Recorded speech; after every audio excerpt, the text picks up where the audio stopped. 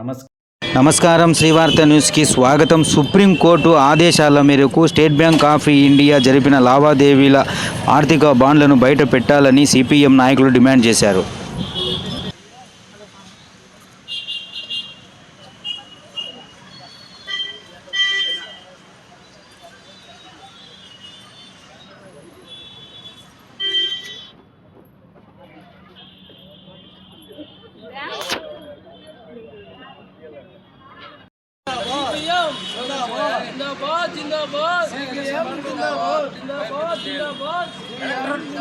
Election బాండ్ల వివరాలను election బాండ్ల వివరాలను ఎలక్షన్ బాండ్ల వివరాలను ఎలక్షన్ బాండ్ల వివరాలను ఎలక్షన్ బాండ్ల వివరాలను అవినీతి నిధులను అవినీతి నిధులను అవినీతి నిధులను ప్రకటించాలి. ఎలక్షన్ బాండ్ల వివరాలను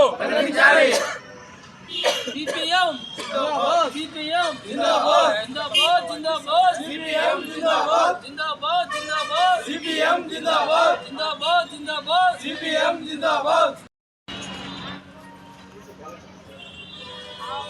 ఈ దేశంలో ఎలక్షన్ బాండ్లకు సంబంధించి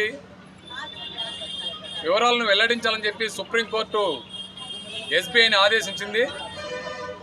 అయితే ఎస్బీఐ సంస్థ యాజమాన్యం మాకు జూన్ వరకు గడువు కావాలని చెప్పి వాళ్ళు అభ్యర్థించారు. అయితే ఎస్బీఐ అభ్యర్థన వెనుక కేంద్ర ప్రభుత్వం యొక్క ఒత్తిడి ఉందనే స్పష్టంగా అర్థమవుతుంది. ఎన్నికల్లో నిధులు సమకూర్చుకోవడం కోసం, వేల కోట్ల రూపాయల నిధులు సమకూర్చుకోవడం కోసం ఈ కేంద్ర ప్రభుత్వం ఎన్నికల బాండ్ల విధానాన్ని తీసుకొచ్చింది. ఈ ఎన్నికల బాండ్లకు సంబంధించి ఎవరు ఎంత మొత్తంలో బాండ్లు కొన్నారు, ఎవరు ఎంత మొత్తంలో ఆ బాండ్లని పార్టీలకు నిధులుగా ఇచ్చారనే విషయం ఎక్కడా కూడా కనపరచకూడదని గతంలో ఉన్న నిబంధన. ఆ మేరకు ఈ దేశంలో దాదాపు 20,000 కోట్ల రూపాయలు ఎలక్టోరల్ బాండ్లకు సంబంధించి అమ్ముడుపోయినాయని చెప్పేసి ఎస్బీఐ బ్యాంకు ద్వారా వాళ్ళు బహిర్గతం చేశారు.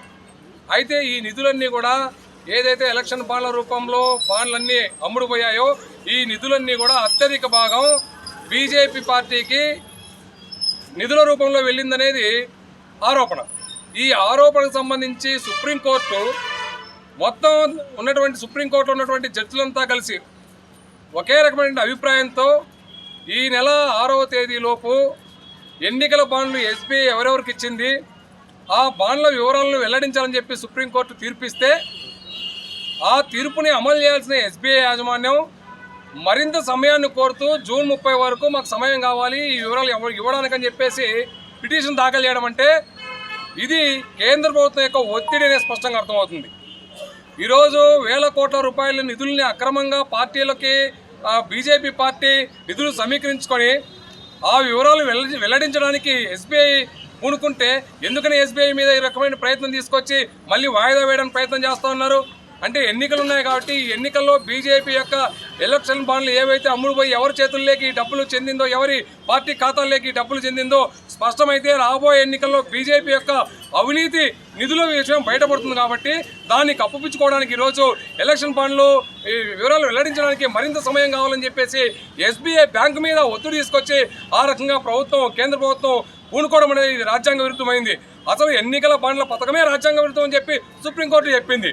మరి సుప్రీంకోర్టు ఈ వ్యవస్థ మీద, న్యాయ వ్యవస్థ మీద కేంద్ర ప్రభుత్వానికి ఏమైనా చిత్తశుద్ధి ఉంటే తక్షణమే ఎస్బీఐ సంస్థ నుంచి ఎలక్షన్ బాండ్ల సంబంధించిన వివరాలను కూడా వెల్లడించాలి, బహిర్గతం చేయాలి. అట్లా కాకుండా ఒత్తిడి తీసుకొని రావడం అంటే ఇది ప్రజాస్వామ్యాన్ని, మన రాజ్యాంగాన్ని ఖూనీ చేయడం అవుతుంది. అందుకని మేము నిరసన తెలియజేస్తాను. ఇప్పటికైనా సరే ఎస్బీఐ యాజమాన్యం రాజకీయ ఒత్తిళ్లకు గురి కాకుండా తక్షణమే ఎన్నికల బాండ్ల వివరాలని ప్రకటించాలి. ఎందుకని ఇది ప్రభుత్వం యొక్క బాధ్యత. ఇది ప్రభుత్వం ఆధ్వర్యంలో నడిచే బ్యాంక్. ఇక్కడ లక్షలాది మంది ప్రజలు డబ్బుల్ని భద్రం కోసం, డబ్బులు దాచుకోవడం కోసం ఒక నమ్మకంతో బ్యాంకుల్లో ఈరోజు ఎస్బీఐని ఆశ్రయిస్తున్నారు. అంటే ఇంత విశ్వసనీయత, ఇంత నమ్మకం కలిగినటువంటి బ్యాంకు మీద ఎస్బీఐ ఈరోజు ఆ ఎన్నికల బాండ్లకు సంబంధించి వివరాలు వెల్లడించకపోతే రాబోయే రోజుల్లో ఈ బ్యాంక్ యొక్క వ్యవహారాల మీద కూడా అనుమానం వస్తుంది ప్రజలకి.